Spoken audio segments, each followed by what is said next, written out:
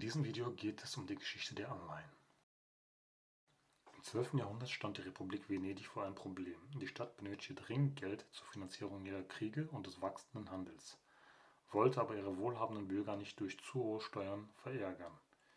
Die Lösung war revolutionär. Venedig führte im Jahr 1157 die ersten Staatsanleihen ein, die sogenannten Prestiti.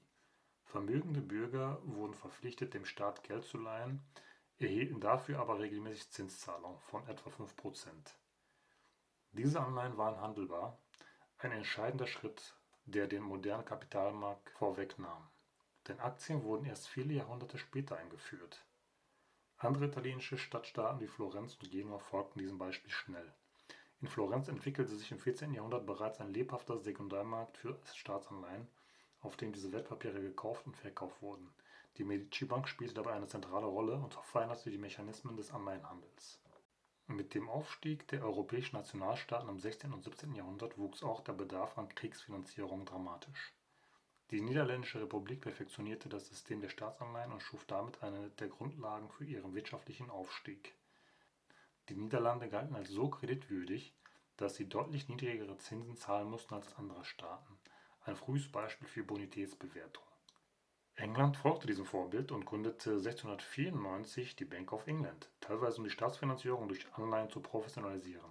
Die britischen Staatsanleihen, später Gilts genannt, wurden zu einem Eckpfeiler der britischen Finanzarchitektur und finanzierten den Aufstieg des Empires. Mit der Industrialisierung im 19. Jahrhundert änderte sich die Rolle der Anleihen erneut. Erstmals gaben nicht nur Staaten, sondern auch private Unternehmen in großem Stil Anleihen aus. Eisenbahngesellschaften in den USA und Europa benötigten enorme Kapitalmengen für den Aufbau ihrer Streckennetze.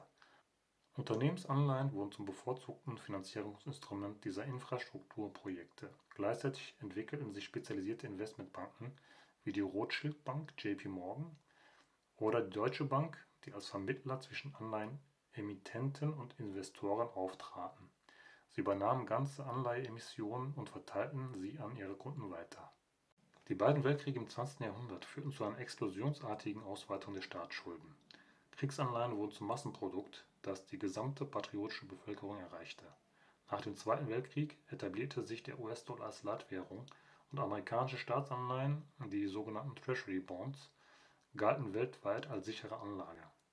Die 1970er und 80er Jahre brachten eine neue Welle der Innovation.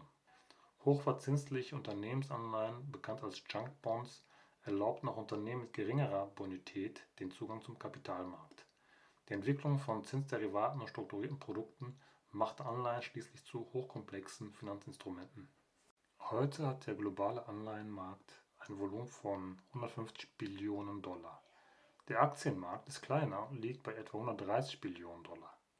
Staatsanleihen dienen Zentralbanken als zentrales Instrument der Geldpolitik. Die Europäische Zentralbank zum Beispiel kauft Anleihen in Billionenhöhe, um die Wirtschaft zu fördern. Neue Anleiheformen entstehen kontinuierlich, zum Beispiel Green Bonds finanzieren umweltfreundliche Projekte, Social Bonds fördern soziale Vorhaben und Katastrophenanleihen transferieren Versicherungsrisiken auf den Kapitalmarkt. Die Digitalisierung bringt zudem Blockchain-basierte Anleihen hervor, die den Handel weiter revolutionieren könnten. Von den venezianischen Prestiti bis zu modernen Blockchain-Anleihen hat sich das Grundprinzip nicht verändert. Kapitalnehmer leihen sich Geld von Kapitalgebern und zahlen dafür Zinsen. Doch die Vielfalt, Komplexität und das schiere Volumen des Anleihenmarktes haben sich enorm weiterentwickelt. Anleihen bleiben ein unverzichtbarer Bestandteil des globalen Finanzsystems. Ein Beweis für die Beständigkeit einer Idee, die vor fast 900 Jahren auf den Brücken Venedigs geboren wurde.